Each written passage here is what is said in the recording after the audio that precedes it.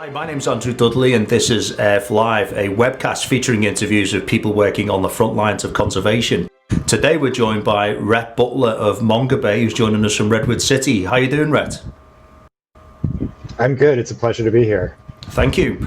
So can I ask you, Rhett, what is it that you do? So I'm the founder and CEO of Mongabay, which is an environmental news service. We publish a wide range of stories on forests, oceans, the conservation sector, and wildlife. And what is the earliest experience you had being in and around the environment, and at what age did you realise you were going to focus your career on conservation? So I got interested in environment and wildlife at a pretty early age. So, I mean, pretty much my earliest memories were going outside and catching lizards and stuff. But I didn't think I was going to go into a career in conservation. That didn't happen until much later. So, I mean, really, my early childhood of having these experiences, in nature, kind of led to this interest. And I had the great fortune of having a mother who's a travel agent and a father who traveled a lot for business. So I had a lot of airline miles. And so my family prioritized travel growing up. And so I always was very interested in reptiles and amphibians, and felt the most interesting reptiles and amphibians are in the rainforest. So I would always ask my parents to go to the rainforest. And then as I guess when I was 12, I went to the Amazon for the first time and had an amazing experience. And that sort of laid the groundwork for what eventually became a career in conservation. So, I mean, I could go into more detail if you wanted, but that's kind of like the backstory. Okay, no, that's great. And so how did that kind of transition into Mongabay? How did that all start?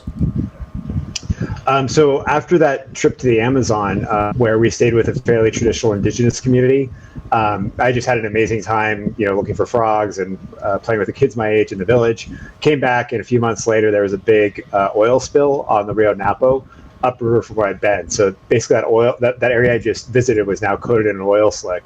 And so all I can think about is what happened to my friends in the forest and the animals. And so that kind of made me aware of these environmental issues beyond just the fact that I like nature. The thing that really spurred me to action, which led to the development of Mongabay, was a trip to Borneo when I was in high school. So I had another incredible experience where I was in an old growth forest in Malaysian Borneo, came back, and a few months later, the forest was pulped to make paper.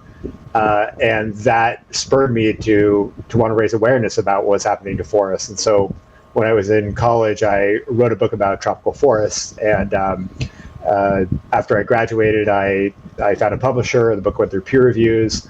Publisher said, okay, we're ready to publish this book, but because we're an academic press, we don't have money to put pictures in it. So we're just going to publish like a textbook with some grayscale images. And to me, that defeated the purpose of what I was trying to do, which is convey the beauty of rainforest. So I decided to post the book online so people could read it for free. And I named it Mongabay after an island off Madagascar that was very special to me. And so that was the origin of the website, was really this rainforest book. So, Rhett, can you give us an idea of the scale of Mongabay? So how many contributors, how many visitors a month you guys are receiving at the website? Yeah, so our direct readership is about 10 million people per month. But our readership is actually much larger than that because we publish our content under an Open Creative Commons license that allows anyone to use it for free. So we have a lot of outlets that are using our content, both commercial and non-commercial. In terms of our staff, we've got about 55 full-time staff across 5 bureaus. So that would be our Global English Bureau, our Indonesian Language Bureau, Spanish for Latin America, Brazilian Portuguese, and then India Bureau. And later this month, we'll be launching the Hindi Bureau. And then we have a network of contributors. So this year, it's around 800 contributors in about 80 countries who are doing reporting for us across those languages. That's incredible, mate. So how have you gone from just having a blog to what you've just described? What's that journey been like? Well, it's been serendipitous. So I didn't set out trying to build an empire of conservation journalists, but I've always been focused on impact. So the first 10 years of Mongabay was just me. It was basically like me in my pajamas in an apartment, on my laptop. And I had a bunch of ideas I wanted to pursue, but there was really no business model for it because Mongabay is based off of advertising. And so I decided to form a nonprofit in 2011 to pursue some of these ideas. And so one of the ideas was an Indonesian language environmental news service. The reason I picked Indonesia was I saw it being at a potential tipping point where it can move, it can shift away from business as usual practices where forests are being destroyed towards something more sustainable. And in Indonesia, a big issue is corruption in the natural resources sector. And so I thought that environmental journalism could actually be an intervention that could have a real impact because it could increase transparency and accountability around forests. And so I formed this nonprofit, I applied for a grant, I got the grant, and then I went over, or I announced these job openings, and then I went over and hired my team. And, within a month of hiring the team, we launched the website. And then within 2 months after that, it was the most popular Indonesian language environmental news service. So it took off. Indonesia was an interesting place because it was way ahead of the US in terms of social media adoption. So it was a market where you could test ideas. And then we took the ideas that worked, we brought them back to the global Mongabay, and just started to expand the global Mongabay. And then once we were able to find resources for certain projects, we were able to launch a Spanish language news service for Latin America, and then event in India. So we've been basically expanding as we've been able to secure more resources. So it's been quite a journey. So how important is journalism in reporting on climate issues, and how well is the mainstream media doing at this? I think that journalism is really important because it fills this role of being a place, a source for credible information on these issues. So it raises awareness. It identifies new interventions. It identifies good groups that are doing effective work.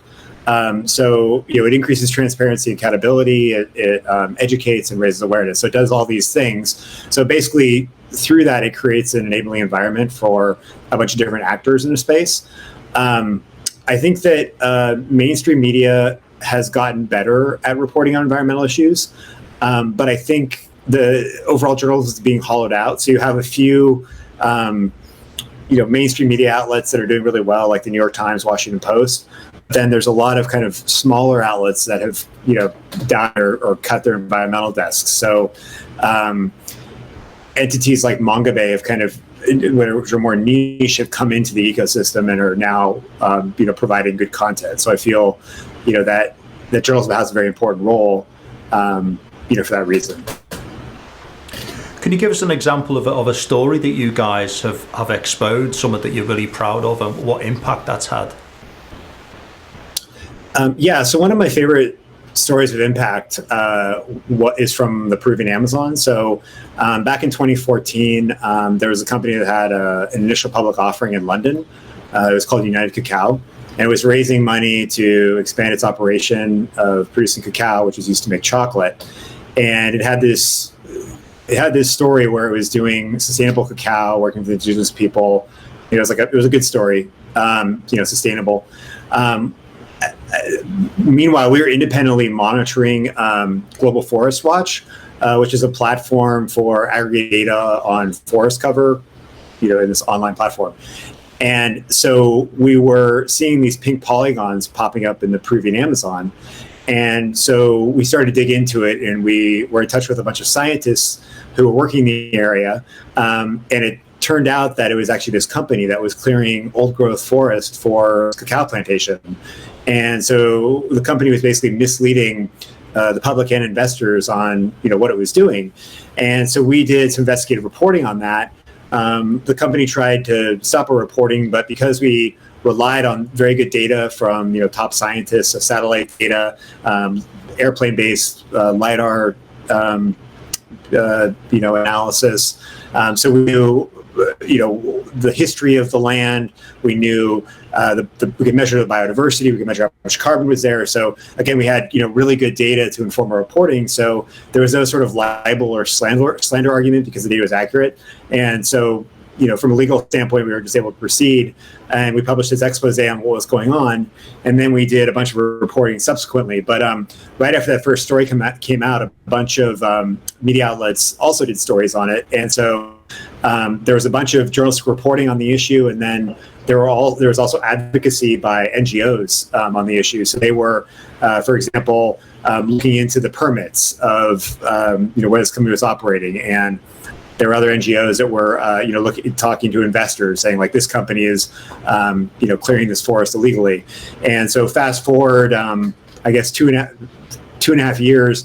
The company was delisted from the London Stock Exchange. And the reason that was important was the company had been planning to clear 100,000 more hectares of forest for oil palm plantations. And so the reporting and subsequent advocacy around this issue basically avoided the deforestation of 100,000 hectares, which is quite a large area of forest. And if you convert that to carbon emissions, it's about 30 million tons in avoided carbon emissions. So I really like that story because there's all these different players that came together and resulted in this real world impact. That really is amazing. Congratulations on that.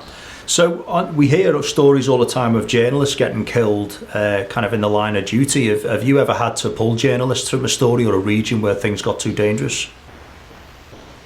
So journalists all over the world are really under threat, especially environmental journalists. So in Mongabay, it is a top concern for us, and we are very proactive at assessing threats. And so we have a plan when journalists go out into the field, which includes certain protocols for check-ins and but also doing assessments ahead of time. And so we have pulled journalists out of the field when we've gotten word of a threat. The only issue we've ever had was last year. One of our journalists was detained in Indonesia. He was our staff editor for Indonesia operation, well, for our English operation, but covering Indonesia, and he ended up being arrested. Thankfully, he got out. But being a journalist is a dangerous profession, and we do try to minimize risk, but you can never eliminate it completely. That brings me to my next question. So what worries you? What kind of keeps you awake at night? Well, I mean, beyond just kind of the widespread environmental degradation that we're all facing is always a concern. But in terms of like managing operations, I'm always concerned about the security and safety of our staff and contributors.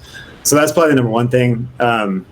There's also just the virtue of running a nonprofit operation where you're dependent on raising money.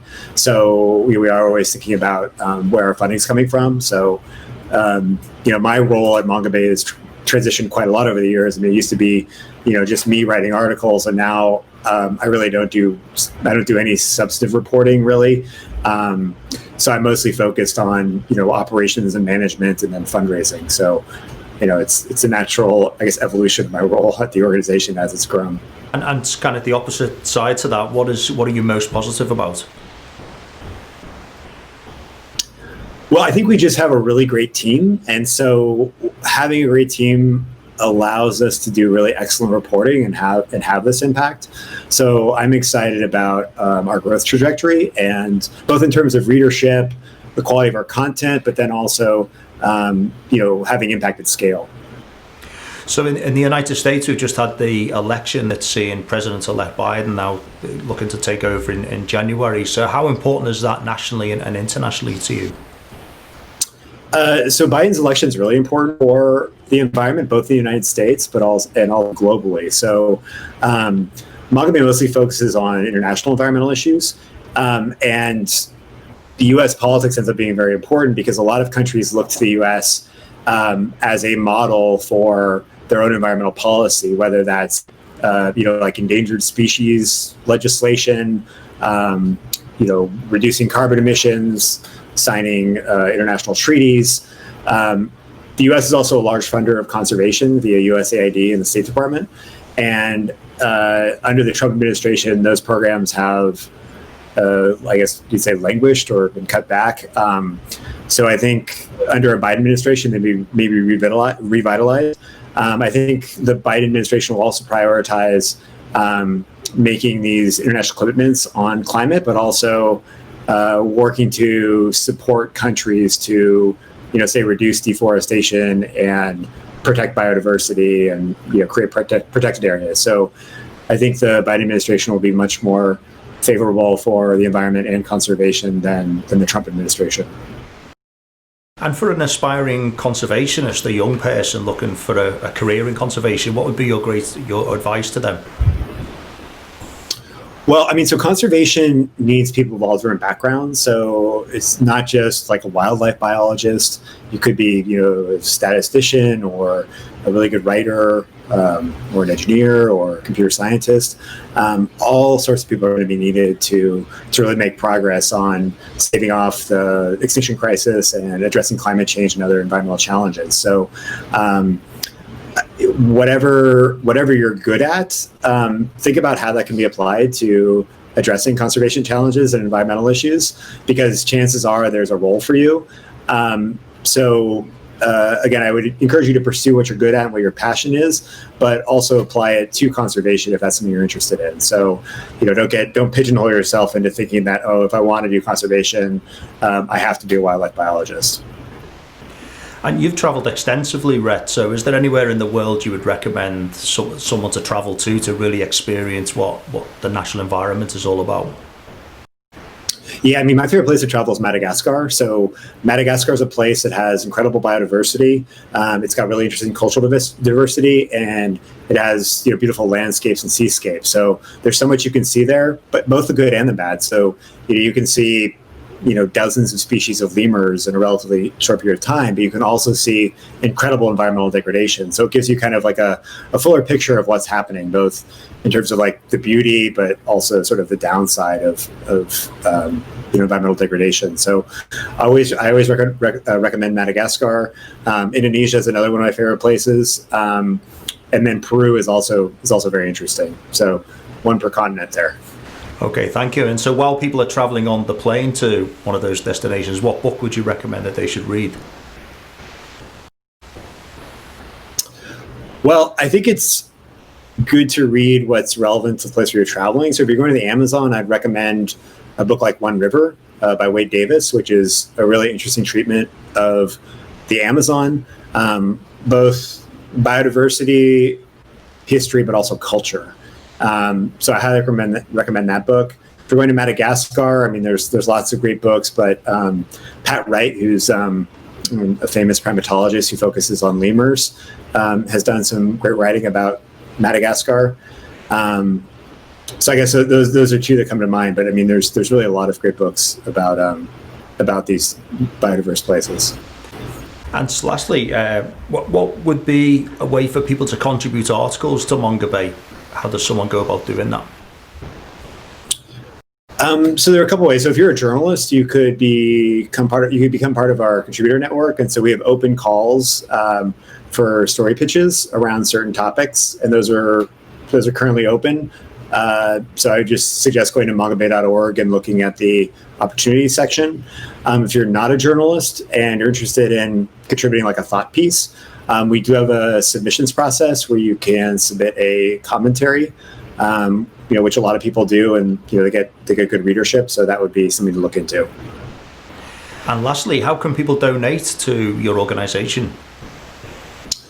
Well, thank you for bringing that up. So Mongabay is a nonprofit, so we depend on donations. So if you go to mongabay.org, there's a donation function there. It's also from the regular Mongabay site as well. And we're very appreciative of any support from readers. Excellent. Well, Rhett, thank you so much for your time today. It's been a real pleasure speaking to you, and please keep up the great work that you guys do at Mongabay. Well, thank you so much for having me. If you enjoyed the content today and would like to watch more videos like this, please subscribe to our social media channels or join us at www.f.live/join.